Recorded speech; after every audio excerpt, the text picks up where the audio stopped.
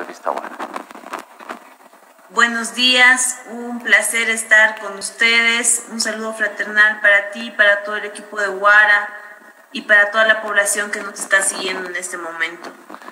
Muchas gracias. Queremos empezar hablando de un tema que prácticamente se ha manifestado en diferentes sectores y es sobre la participación de la mujer en las próximas elecciones subnacionales. ¿Cuál es la percepción que tiene la Defensoría del Pueblo, tomando en cuenta que prácticamente en las listas, por lo menos en las principales candidaturas, como ser lo que es la gobernación y las alcaldías, se refleja la mayor participación de hombres y no así de mujeres? ¿Se está cumpliendo este tema de la alternancia y paridad?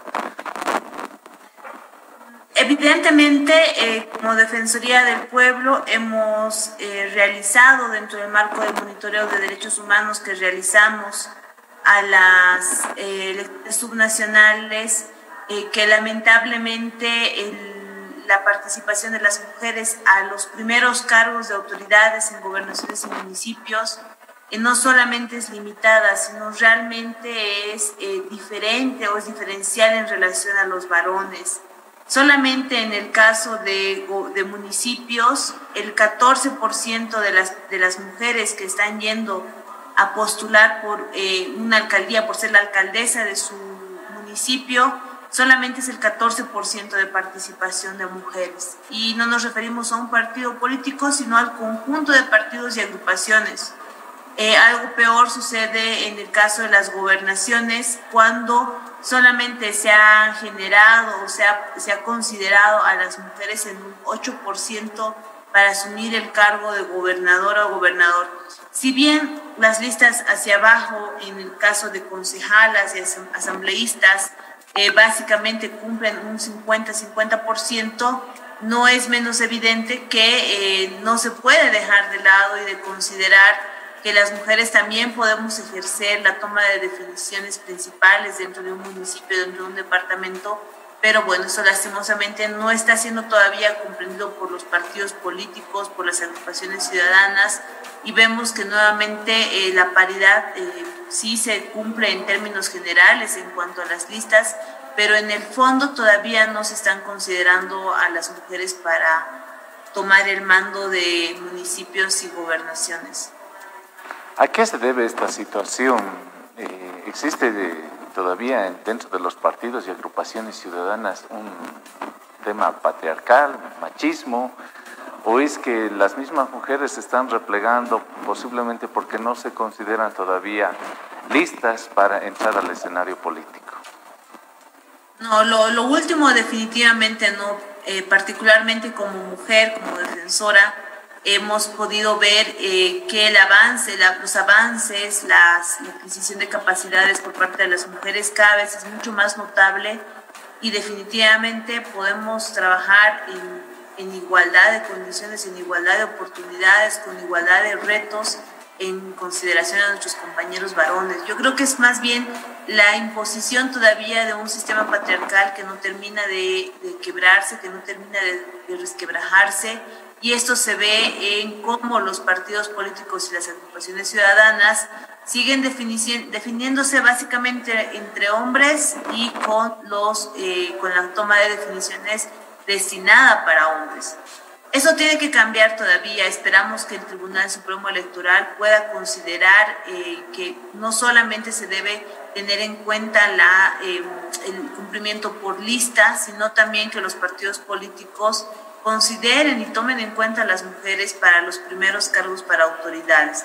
Como le digo, tener 14 y 8% para las subnacionales realmente nos convoca, nos llama la atención, porque estamos evidenciando que en el ámbito político, en el ámbito mediático, pese al rol que ha tenido la mujer en el último año, pues todavía hace falta que esto sea comprendido dentro de las organizaciones. No es un tema de que las mujeres no puedan o no quieran acceder, es un tema de que no hay todavía los caminos para que las mujeres sean consideradas dentro de las organizaciones políticas. Ahora se hace mucho más complicado tomando en cuenta las responsabilidades que tiene la mujer, el tema del cuidado, el tema incluso de generación de ingresos, que tiene que salir prácticamente fuera de la casa, conseguir ingresos, el cuidado de los niños, la atención en salud, educación de la familia. En ese marco también se ha visto que los dueños de los partidos políticos prácticamente son varones. No existen mujeres, por ejemplo, dueñas, en este caso presidentas, de un partido o agrupación ciudadana. ¿Cómo se podría revertir esta situación para que se amplíe la participación de la mujer, pero no en términos formales, sino en términos reales, donde no solamente participe, sino tenga esa capacidad de toma de decisión? Claro, pasa también ya por un tema de las sociedades, ¿no? Nuestra sociedad es evidentemente todavía una sociedad machista. Solamente las referencias de que la mujer es la que debe cuidar los hijos, la mujer es la que debe salir a la calle y ver la forma en cómo sustentar la familia y sustentar los ingresos, denota que se sigue asignando roles impuestos a las mujeres como si fueran las únicas responsables de las familias, del cuidado, bienestar de los hijos, cuando esa es una responsabilidad compartida. Y para que se entienda eso, falta todavía trabajar a través del sistema educativo, falta trabajar todavía a través de una discusión mucho más honesta dentro de las organizaciones políticas y organizaciones sociales también que son fundamentales dentro de nuestro Estado. Falta todavía trabajar en la comprensión y en la aprehensión por parte del Estado en todas sus instancias de que equidad o de que paridad no significa solamente cumplir con un número determinado, con cupos determinados en la asignación para mujeres, sino que realmente se las considere en lugares y en la toma de decisiones importantes. Yo creo, particularmente como mujer boliviana y como defensora de derechos humanos, que las mujeres en Bolivia, por lo menos en los últimos tiempos, han dado luces o han dado señales muy claras de las capacidades con las que cuentan, con las que contamos las mujeres y con la posibilidad de poder asumir. Pero es evidentemente todavía un proceso largo de educación, un proceso todavía largo de despatriarcalización, que vamos a seguir observando desde los espacios que tengamos las mujeres que todavía creemos en esto, pero también desde las instituciones del Estado donde nos encontremos. Ha hablado de un tema importante, del sistema educativo, desde ahí debería empezar, y queremos consultarles, sabemos que ustedes han hecho un recorrido por las diferentes unidades educativas.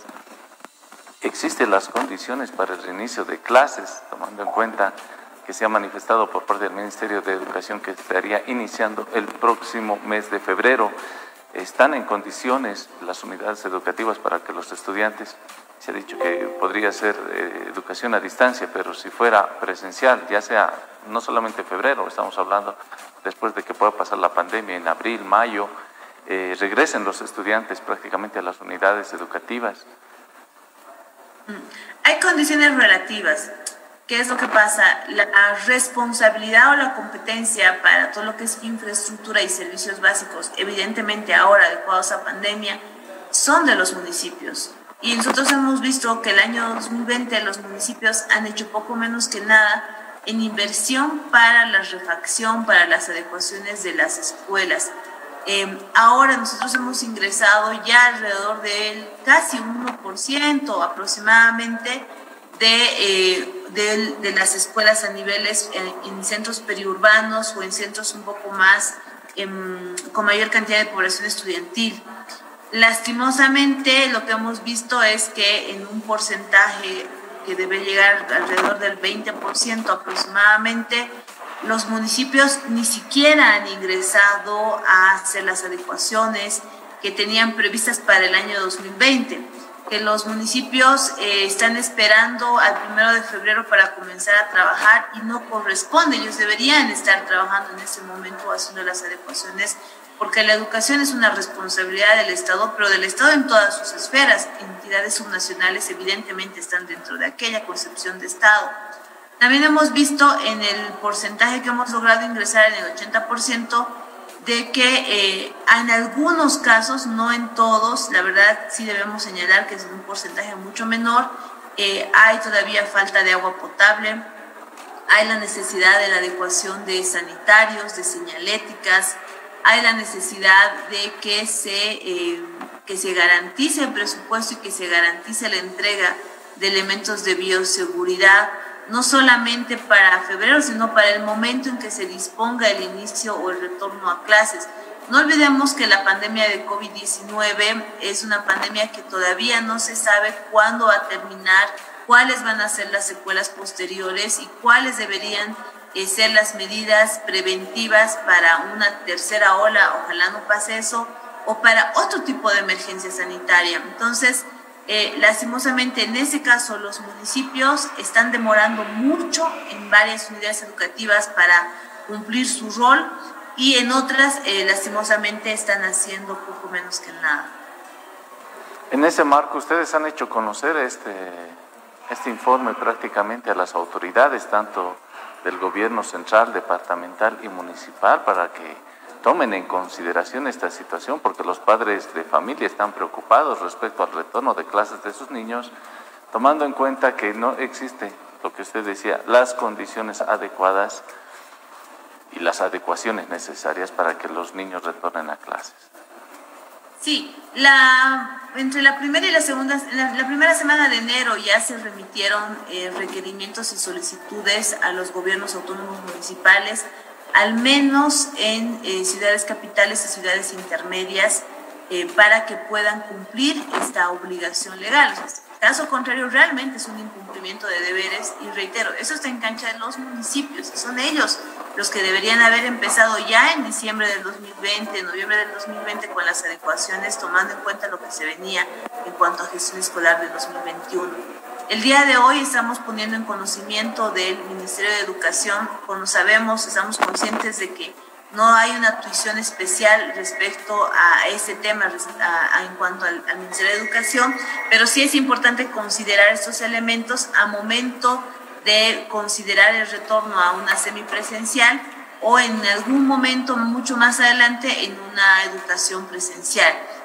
Hay necesidad, nosotros vamos a continuar ingresando a los municipios, espero que ya esta semana podamos hacer el disgregado por departamentos, nos ha llegado bastante información y poder darla también a conocer hacia toda la población. Acá es importante sumar esfuerzos para que las instituciones competentes puedan asumir sus responsabilidades y así también se puedan tomar mejores definiciones, siempre protegiendo el bienestar, la salud, la vida, en este caso de la población estudiantil.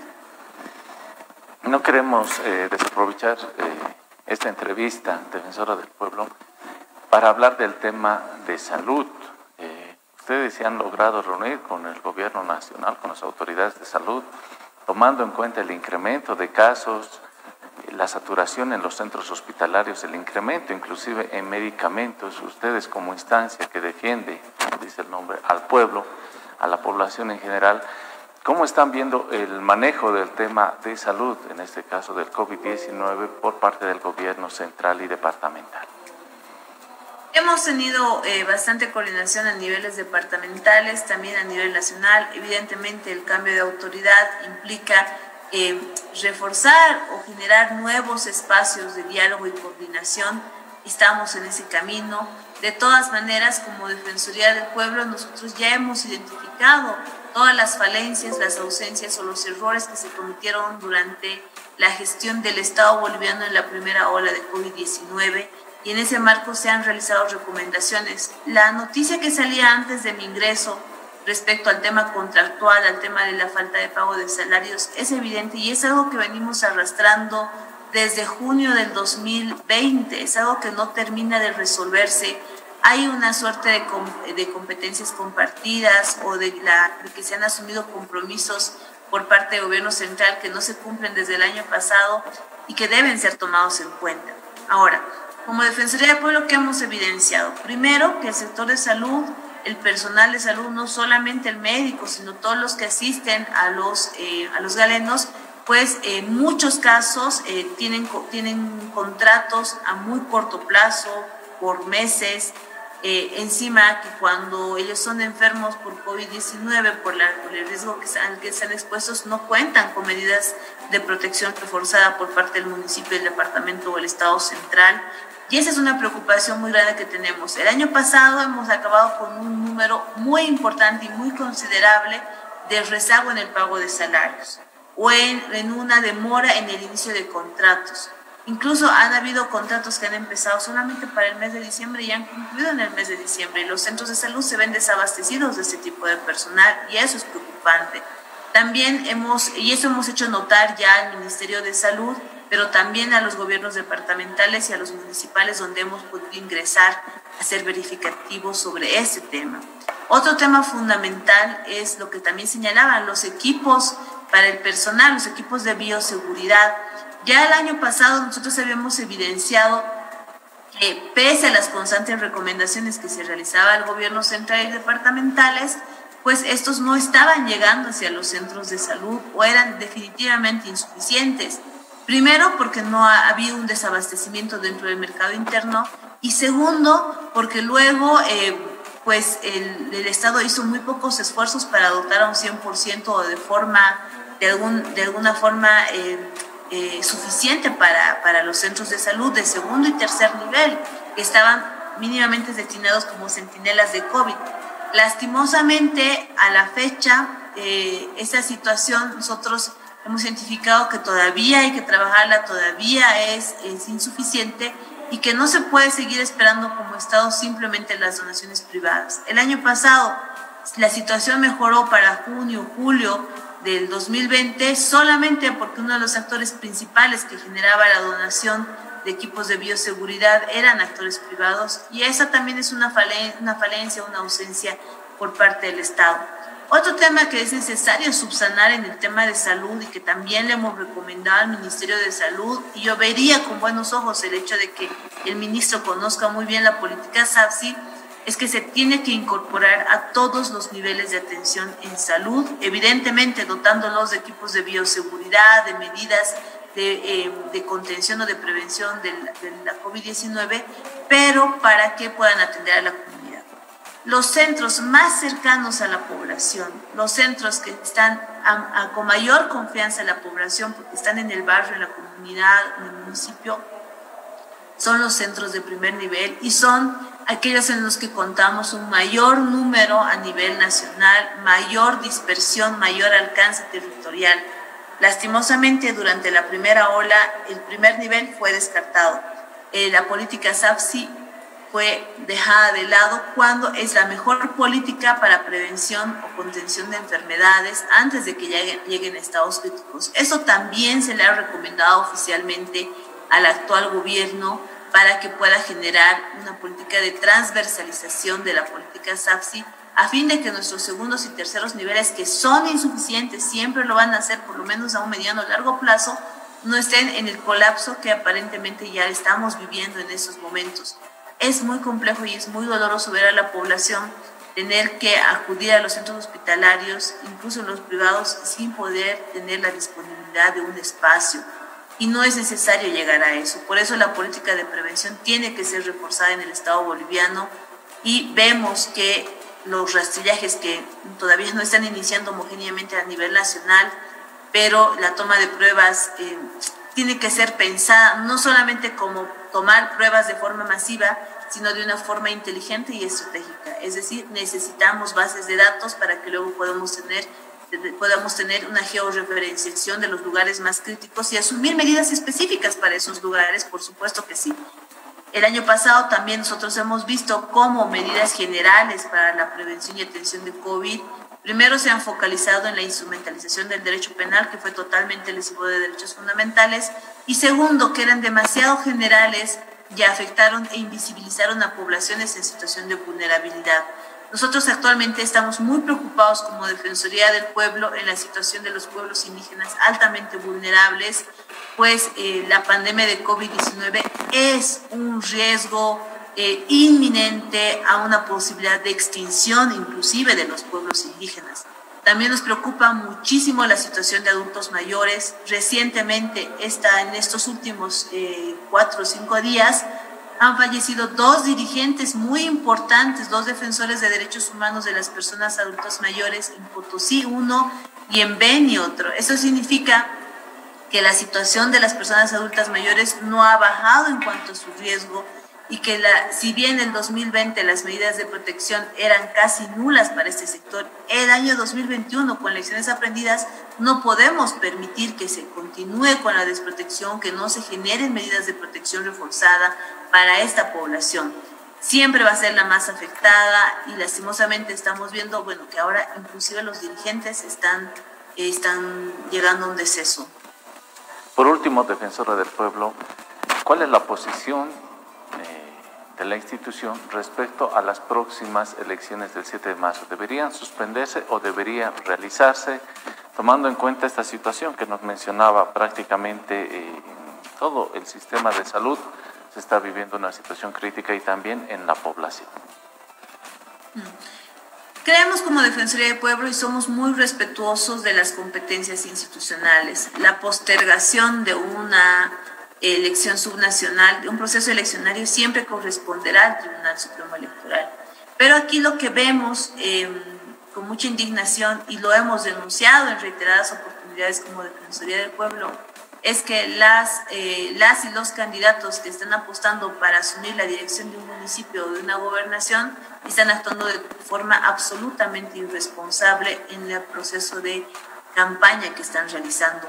No hay o no hemos visto una adecuación de los partidos y agrupaciones ciudadanas a la emergencia sanitaria para la realización de sus campañas rumbo a las elecciones subnacionales, y esto lastimosamente también vemos que el Tribunal Supremo Electoral no están asumiendo medidas correctivas, medidas encaminadas a minimizar estos riesgos. No olvidemos que la emergencia sanitaria, si bien tendrá una cabeza de sector quien será a cargo, es el Estado boliviano, y somos todas las instituciones del Estado, desde el aporte que podamos dar dentro del marco de nuestras competencias, pero siempre ampliando las mismas, tomando en cuenta la situación que está viviendo nuestro país.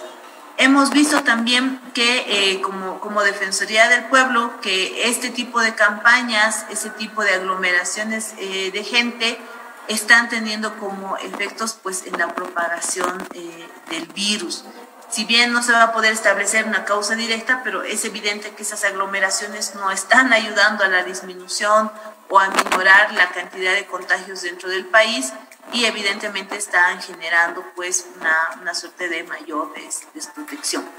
Como Defensoría del Pueblo vamos a continuar haciendo ese monitoreo de derechos humanos. Consideramos que una vez realizados los rastrillajes, o si ya existiesen estudios por parte del Ministerio de Salud o de estos comités científicos, puedan asesorar de mejor forma al Tribunal Supremo Electoral para que se pueda tomar una definición siempre marcada en un ámbito técnico, en un ámbito de protección de derechos fundamentales y de resguardo de la vida y de la salud de toda la población.